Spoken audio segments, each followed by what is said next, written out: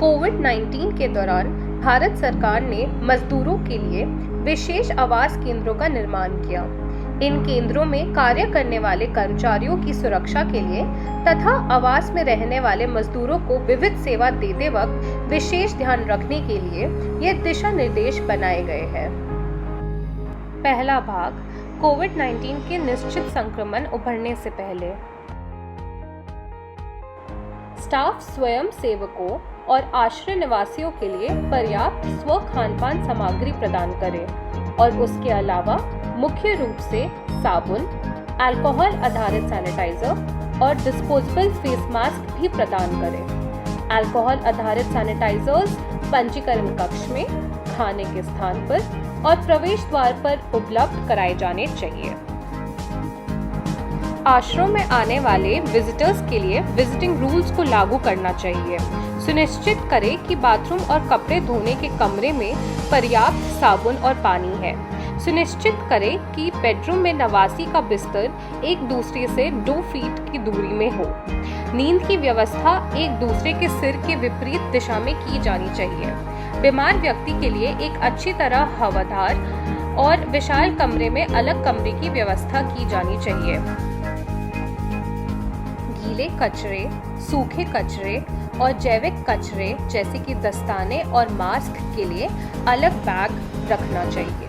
सामाजिक संगठनों और अन्य दाताओं से दान की गई वस्तुओं के लिए एक अलग स्रोत बैग के निर्माण के लिए एक स्वतंत्र रजिस्टर बनाए रखना चाहिए। स्थानीय स्वास्थ्य संस्थानों और राज्य स्वास्थ्य प्रणालियों के महत्वपूर्ण लोगों के नाम और संपर्कों की एक सूची बनाए रखनी चाहिए। बीमार व्यक्ति के लिए अलग कमरे की व्यवस्था होनी चाहिए। अलग कमरे में काम करने वाले कर्मचारियों की अनुपस्थिति के दौरान अतिरिक्त कर्मचारियों को समायोजित करने के लिए योजना की व्यवस्था भी की जानी चाहिए। दूसरा भाग, कोविड-19 के संक्रमण के दौरान कार्रवाई।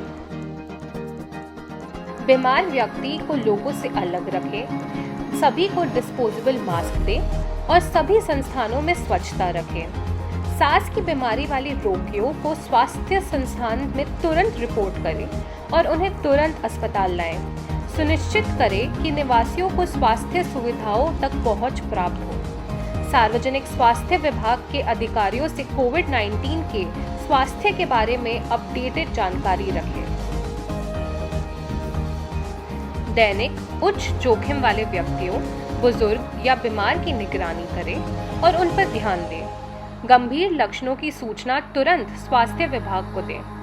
यदि वहां प्रवासी मजदूर, प्रवासी महिला माता और 0 और 5 वर्ष की आयु के बच्चे हैं तो उनके टीकाकरण की प्रक्रिया तुरंत शुरू की जानी चाहिए। ये तत्काल उपाय कोविड-19 के प्रसार को रोकने में मदद करेंगे और अन्य स्टाफ और निवासियों को संक्रमण से सुरक्षित रखेंगे। इस केंद्र में काम करने वाले अधिकारियों, कर्मचारियों और स्वयं सेवकों की सुरक्षा के लिए ऊपर दिए गए दिशा निर्देशों का पालन किया जाना चाहिए। तीसरा भाग, कोविड-19 के प्रकोप के बाद की जाने वाली कार्रवाई। सुनिश्चित करें कि सुविधा के सभी क्षेत्रों को स्थायी रूप से साफ किया जाए। सामान्य ऑपरेशन फिर से शुरू होने पर निवासियों को भवन में रहने की अनुमति देना जारी रखें।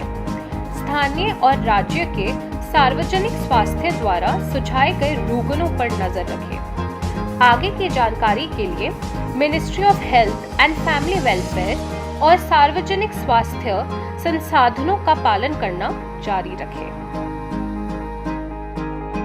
आप सभी कर्मचारियों के सहयोग से ही इन आवास केंद्रों को बड़ी सफलता से चलाया जा रहा है।